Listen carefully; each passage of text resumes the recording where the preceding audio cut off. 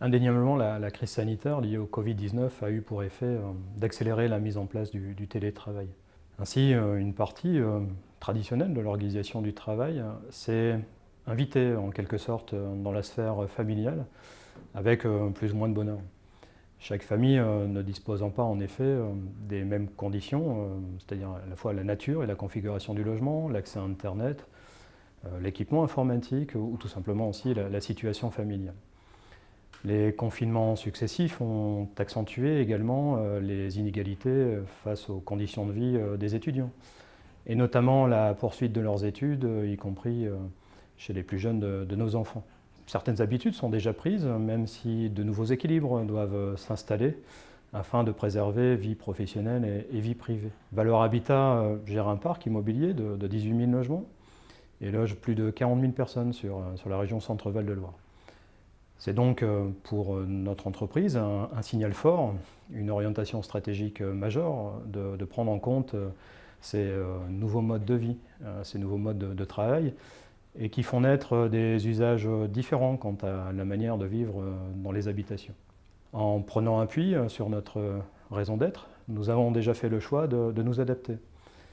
Nous allons ainsi, dans les prochaines années, concevoir et mettre en œuvre un concept d'habitat plus responsable et des services innovants qui devront répondre davantage aux attentes et besoins de nos clients, tout en restant bien évidemment accessibles à leurs revenus. La notion d'habitat partagé, inclusif, est une tendance qui fait sens à nouveau.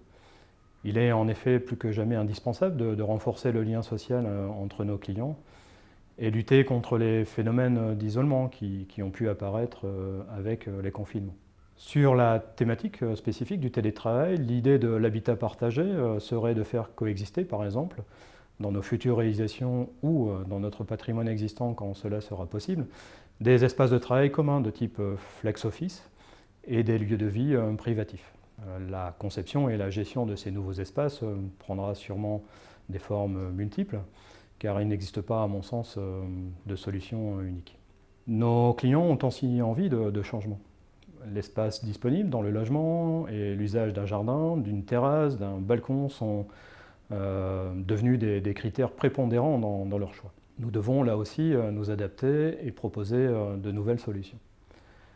Nous souhaitons ainsi accompagner le parcours de vie de nos clients de manière plus prégnante, avec un sous-jacent que nos habitations devront être de plus en plus évolutives et respectueuses de leur environnement. Je suis certain que nous pourrons nous appuyer pour y arriver sur nos parties prenantes et en tout premier lieu nos clients. À ce titre, nous venons de lancer une enquête auprès de 1500 de nos clients via notre toute nouvelle plateforme numérique que nous avons baptisée Live Client par Valeur Habitat, qui abordera 10 thématiques sur l'habitat et son environnement. Bien évidemment, je n'oublie pas nos élus avec qui nous travaillons quotidiennement. En effet, l'aménagement numérique du territoire, les politiques publiques, les politiques urbaines sont des composantes essentielles dans la prise en compte de ces nouveaux enjeux qui sont liés à ces nouveaux modes de vie et à ces nouveaux modes de travail. Avec la crise sanitaire, le télétravail s'est enraciné durablement dans notre quotidien.